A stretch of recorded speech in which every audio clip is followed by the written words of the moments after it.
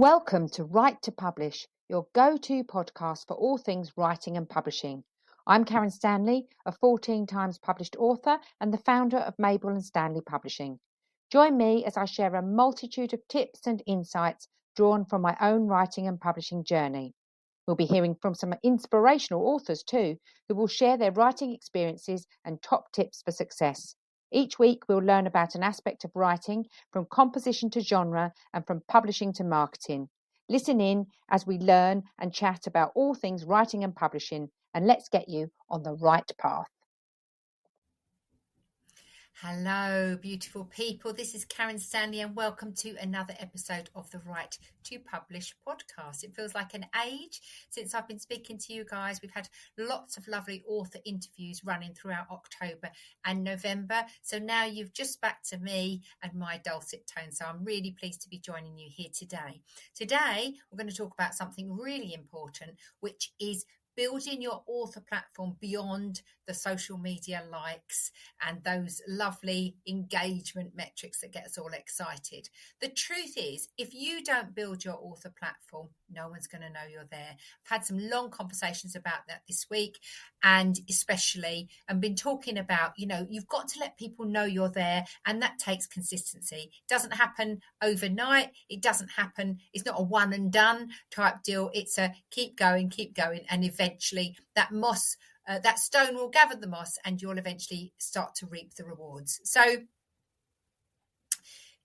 we're gonna talk about, every writer is doing this, but not so many are doing it well, maybe. And really, you want to get beyond the sort of those dopamine hits of the social media likes. Yay, I've got this many views. But actually, were those views purposeful? Want to move past those vanity metrics and do things that are actually building your profile, building your presence, building your visibility, really.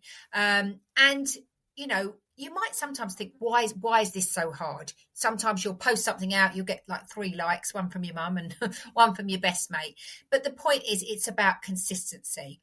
And if you want to build the credibility, the visibility, and a readership that actually is going to buy your book, social media can't do the heavy lifting alone. It's one part of the marketing puzzle. It's an important part. Let's face it. We, like Madonna, we are living in a digital world, but we really need to think beyond just social media, although that's a real integral part of it. And we're going to also talk about why writing in isolation might be slowing you down, because it can be a lonely old business. So let's talk today about how to build that author platform. Today is the best day. They do say, when was the best time to start? Yesterday. When's the next best time to start? Today. So today is your day. So first of all, let's talk about why writing alone might be slowing you down.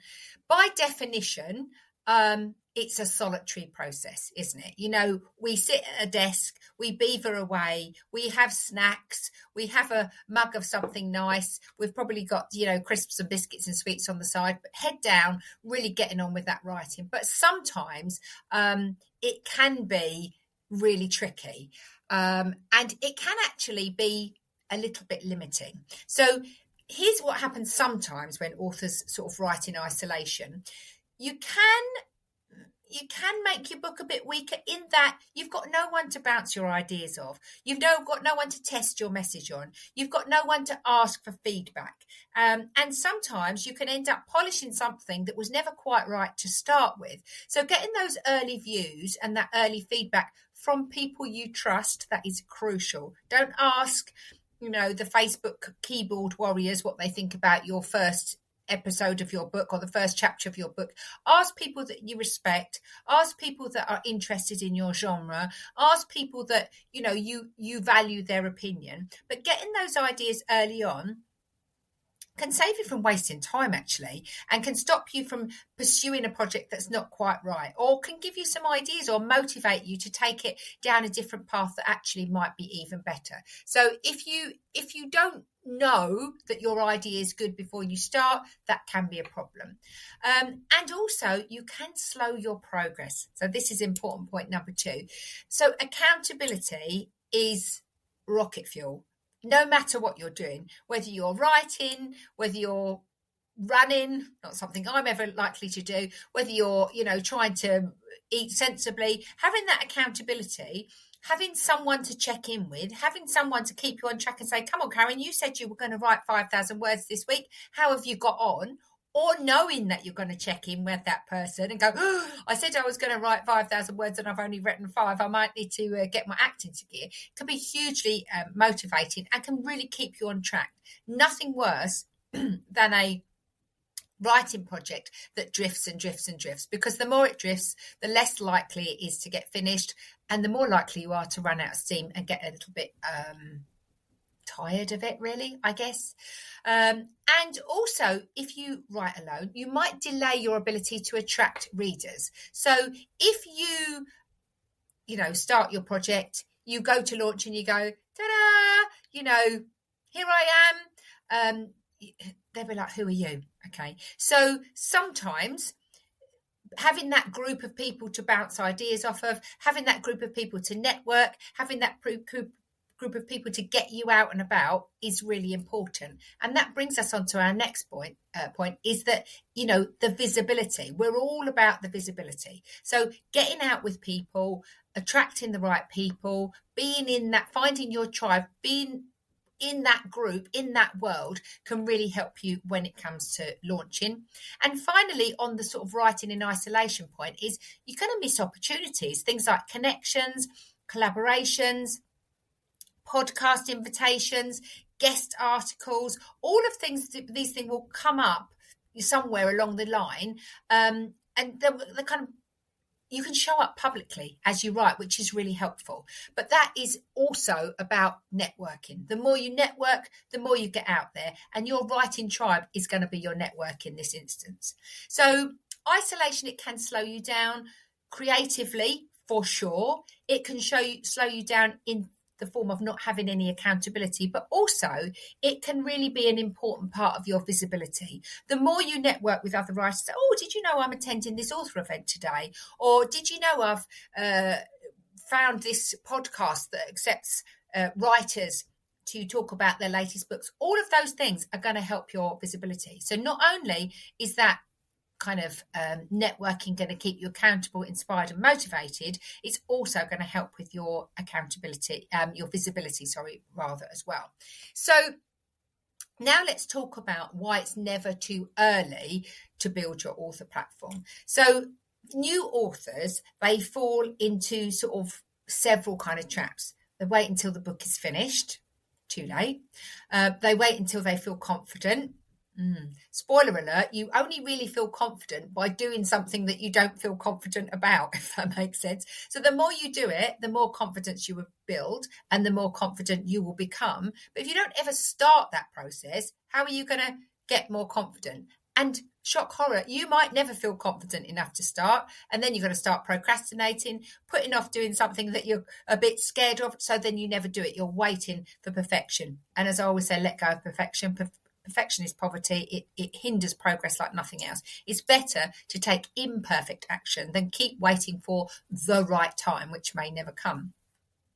And some people will wait until they know more, or they feel ready, or they've got more time. Again, these are classic procrastination techniques that we've all used at length at times. So if we all waited until we felt ready, we wouldn't have any books in the world, would we? People wouldn't kind of take that challenge, take the punt, feel the fear, all of those lovely sayings that kind of are supposed to help you in your journey. So the first important thing about why it's never too early to start building your author platform, and that is because trust takes time. People don't instantly see you pop up in the world and go, oh yeah, of course I'll buy everything that you've got to sell me, and of course I'm going to think you're an amazing writer, and of course I'm going to buy all of your books. They don't know who you are, which is why a lot of celebrities do very well with books, because they've already got that know, like and trust. But that takes time. People have built that reputation over time. They've built that credibility. They've built that following. They've built that kudos, if you like. So by you waiting to start until your book is ready, you've got to start from ground zero. Whereas if you start building your author platform from the moment you start writing your book, by the time you launch your book in 3 or 6 months' time, you've done all of the heavy lifting when it comes to visibility. The other thing is, if you get an early audience, you get early feedback. Again, going back to beta readers, going back to people telling you what they think, what they liked, what they loved, what maybe didn't work for them. This is all really, really crucial information, and it can really help you to grow as a writer. And it can help you to shape what you're writing to meet. Now, I'm not suggesting you absolutely write to market, but if your series of books, there's been one thing that people are saying, no, that doesn't quite gel with me. I'd love to see it if it went down this path, or I'd love to see this character introduced. Then you can do that if you think it's a good idea, of course. But you can kind of write to what your audience is looking for, which is going to make you much more successful, because you're giving people what they want, and people want to receive what they want. Now, your momentum, again, so this is why it's not too early to start. You're building that momentum before you launch. A launch can be quite stressful because it's a lot to think about. It's scary enough anyway when you release your book baby into the world, and you've got all of those fears and doubts and the imposter syndrome and all of that stuff that goes on. So you don't really want to be worrying about, oh my God, is anyone going to turn up, whether that be a physical launch or an online launch. You'll know that audience is waiting for you because you've built them, you've warmed them up, you've nurtured them, and you've got them ready. So it's like, it's like, I don't know, making a loaf of bread, and then when you go to serve it to your guests, realizing you've got no butter. Yeah, you're doing that in preparation for the grand event. For the big launch, you've got people waiting for what you want to sell. And again, marketing 101. If you haven't got an audience, if you don't know who that audience are, if they're not waiting for you to sell stuff, they're not going to know you're there or who you are. You're basically opening a shop and not telling anyone the address. So it's never too late to start that. And it just means that you'll feel a lot more confident when you launch, because you know you've got that warm audience and you know who you're launching to. If you're launching cold, you don't know that anybody's waiting or even slightly interested in what you're about to launch. That's a scary process anyway, and you're going to be doomed to more failure if you've left it to the last minute. The other important thing is platforms grow slowly, but they do compound. So I'm just going to look at my figures here. So an email list of 10 will then lead on to 20, then 100, then 1,000, but only if you start. Okay. So if you're thinking, oh yeah, but I haven't even started writing my book yet, as per my earlier point. Okay. So, but if you then go to launch it, who are you going to launch it to? So I had another conversation with a gentleman today talking about promotion and marketing, etc. And about it not being a one and done. And well, I only got 10 likes. Well, how many times did you post? Well, I posted once. That's not even, you need to be consistent. You need to show up regularly. People need to keep seeing you popping up in their feed and going, oh, I quite like her. She's quite funny. Or I love what she's got to say. I can't wait for her book to come out. Yeah. If you haven't built that buzz, as it were, no one's waiting. And you don't know where it's going to go. And yes, you will start really, really slowly. You will start with one person on your email list, but quickly that one person becomes 2, and that 2 people becomes 4, and that 4 people becomes 8. And then as soon as you start to email out, someone else will tell someone else. And then you start posting consistently, and someone will tell someone they've seen you because you've started posting. And from where you were getting 1 like, then you'll get 2, and then you might get 4, and then you might get 8. Yeah.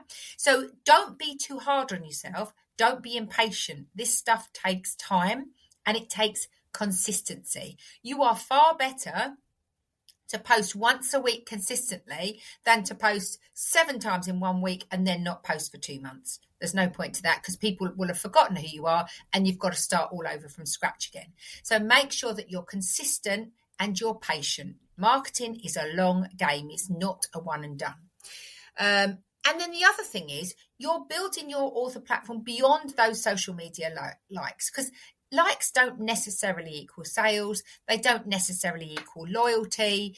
They don't necessarily equal readers. Someone might like your stuff and still never buy from you. So you really want to get away from those vanity metrics. It's about engaging with the public. It's about the public engaging with you. It's about that visibility and that credibility. Okay, so now let's look at the things that you need to do in order to get that credibility and to get that visibility. We've talked a little bit about email lists, we've talked a little bit about social media, but let's dive into that in depth a little bit more.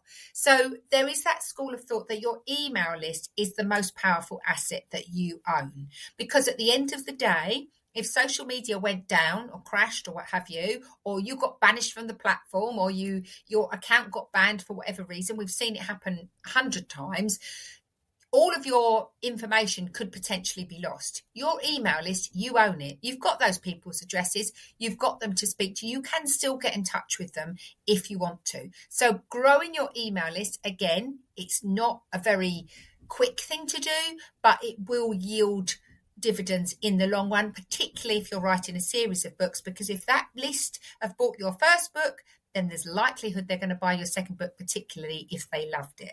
So things that you can do: offering a lead magnet, which could be a newsletter, could be a snippet from your book, could be a little competition giveaway, it could be a sample chapter, it could be a little bit about your writing process, it could be, use your name for my next character, that kind of something that lures people in, gets them into your world, and then you've got them. You've got their information, providing obviously they give you their permission, and then you can email them and nurture them and say, guess what, I've got this coming up, and did you know about this, and I'm really excited to share this.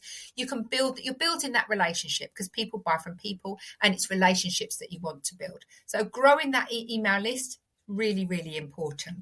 And when you come to launch, you've got a whole list of names and addresses waiting for that launch, waiting to buy from your link. Doesn't need to be fancy, but it does need to be consistent. Writing a blog is a great way to gain traction when it comes to visibility on your website. We'll talk about website in a minute. And then you can send out newsletters based on your blog. There's lots of things that you can do, but you really do want to be growing that email list.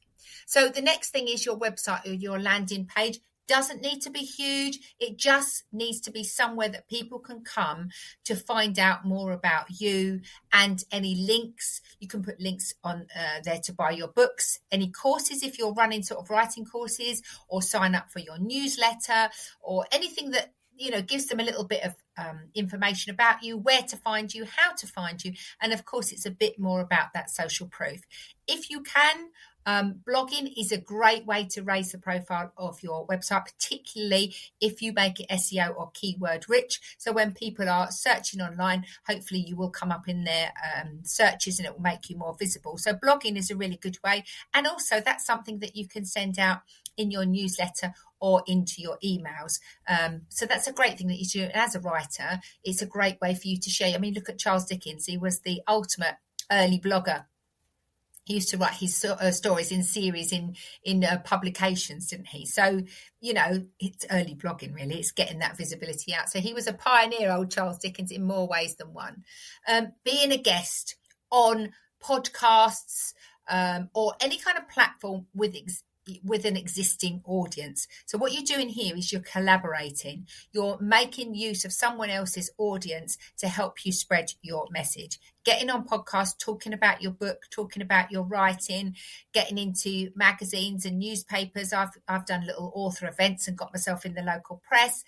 Anywhere that you can collaborate. If you've written a book, for example, I use my good friend Samantha Ward Smith, who wrote The Tower of Vengeance. She has long volunteered at the Tower of London. So she had some people who worked in the Tower who'd had really large audience who were happy to share out her book for her, because her book has a mention to the Ravens, which are obviously very closely connected to the Tower of London. So she used those contacts in a way that they were happy to help her share her work out there. But that collaboration was really powerful for her. So any kind of podcast or influencer or organisation that's relevant to your genre. For example, I don't know if you've written a children's book about dogs, you might want to collaborate with the Dogs Trust, something like that. But looking for people who've got nice big audiences who understand your message and buy in and are happy to support your message, and using those platforms to further raise your visibility. Podcasts are great for that, and podcasts are a real